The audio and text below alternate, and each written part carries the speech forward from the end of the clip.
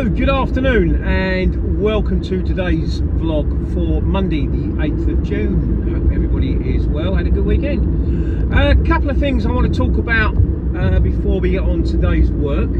The last month or so I've been getting probably one text a week from a company called loads2go.co.uk asking me to click the link and sign up, and I haven't done anything about it. The weekend I got a text again asking me to click the link but offering me a year's free subscription if I sign up. Now I think most of us know the understanding that if something sounds too good to be true, it probably is, but I had a look. I didn't click the link. I googled the company name, looked at their website, and to be fair, it's quite a decent website. It explains what they do from a point of view as a shipper and a driver and a customer, and lots of information on there. A little screenshot of their loads board, and they do small vans all the way to Arctics. The key things for me, I scrolled all the way down to the very bottom, and the company contact details, and they're based in an office in Albemarle Street in London West 1. For those that you don't know, and why would you, Albemarle Street is in Mayfair, off Piccadilly. Very posh restaurants, hotels, bars, some lovely posh apartments and some posh offices. Not something you would associate with a transport operation. That's not to say it isn't a good transport operation, but it just seems a bit weird. I then looked on Company's House. They are up to date as far as they need to be with accounts, one director. The key thing was though on that it says their main businesses are property, commercial and property residential, nothing about transport. So I'm guessing this is all a bit of a new operation. I don't know if it's good or it's bad. There are other sites around that do a similar sort of thing. If you do European haulage, you will probably know of one called Timmercom.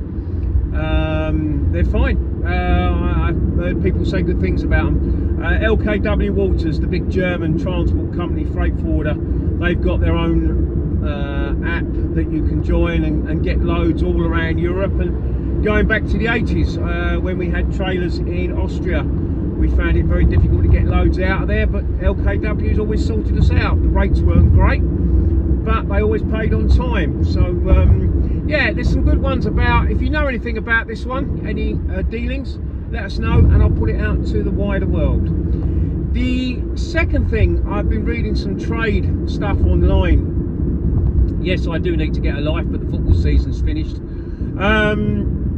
Vans, there's been more spot checks going on, and the authorities are getting concerned about overweight vans and lack of load security in vans. Something I reckon all of us have pretty much seen on the road and when we're loading and unloading. They did a spot check. I think it was the Manchester region, 60 odd vehicles stopped, a third of them had issues. There's always the obligatory one for drug driving, some insurance problems, some roadworthiness of vans. But the worst offence were overloading, and the worst offender was a van that came in just under 6 tonne in a 3.5 tonne van. We've all seen it on the road. We've seen the ones with the back axles bending viciously. They're going to tighten up on this. Also load security. There was pictures of a van that was carrying flight cases, you know, the audio flight cases, and they was all over the shop. They'd all fallen off because they hadn't been strapped down. Load bars haven't been used. I think most of us would probably struggle with load bars. We don't have the necessary securing equipment on the side of our vans to use load bars, but anyone in the music industry doing trailers would have stuff, and fridge work, you would have load bars to secure the load. I think they're going to be clamping down on this more and more, so I'm sure you don't need warning, but it was there for all of us to see. I've only had one occasion where I've worried about the weight. I first got my van, I went and filled it up with fuel, put all my stuff in it, weighed it, it came to 2,280 kilos on the weighbridge. giving me 1,220 payload. I normally stick around 1100, 1150 is my maximum. I had one job once which was supposed to be 1120 kilos, and it felt very, very heavy. And I did ring the shipper up just as I was leaving to say I'm going to put this on a weigh bridge. If there's anything wrong, it's going straight back. Anyway, I went to the weigh bridge. I came in at 3,476 or something kilos. I'm just under. But yeah, so if you're ever not sure, do the right thing. Get on your phone, Google where the nearest weigh bridge is. Make sure you screenshotted that. And then report to your customer that you're a bit worried and you're going to a weigh bridge. That's just sort of covering yourself if you do get pulled between there and the weigh bridge, but I'm sure that's stuff you all know anyway. Right, on to today. Didn't work Friday, van was in for service, no issues. I'll talk about the van on another one. Always difficult when you're not working, you're picking your phone up looking for work and then putting it down again doing something else, but I did find a job around about 4 o'clock. That was collection 9 o'clock this morning from Clacton, 20 minutes from where I am, going down to Ashford in Kent. Large van, 113 miles. I put a price of £140 on it. So take off the Dartford tunnel, and that gave me about £1.25 a mile, which I'm fine with. I know they open at 8:30, so I got there at 8:15. And then the office opened at 8:30. She said, I'm just doing your paperwork now, won't be long, and sure enough, 20 minutes I was away at 10 to 9.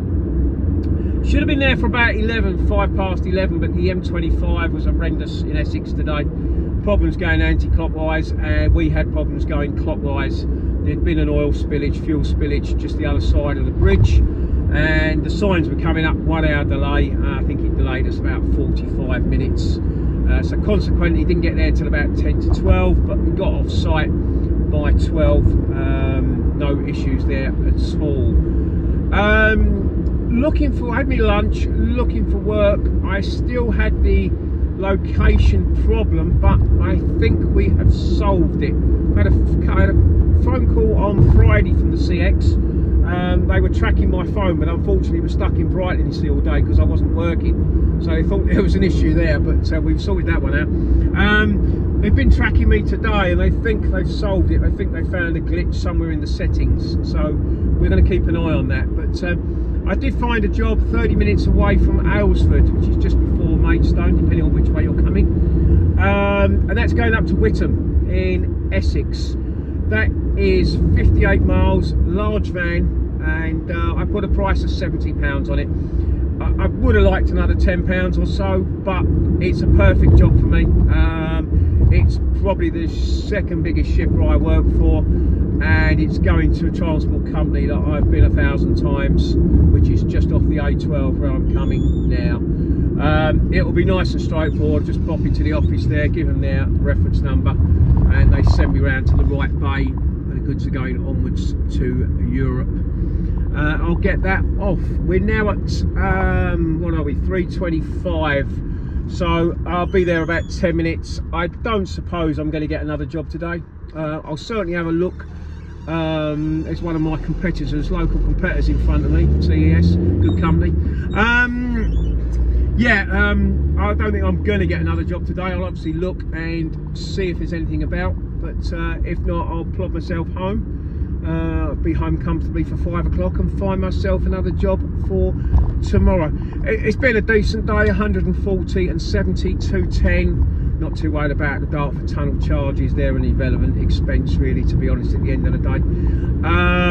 So yeah, good day, good start to the week for Monday. I'm happy with that, and it's been straightforward, really, straight down from home down to Ashford, and then Ashford basically home again with this little diversion off at Witham. So really, really straightforward, simple day. Hope your day's been the same. Yeah, not much else to report about, so we'll talk again tomorrow. All the best now. Cheers, Paul.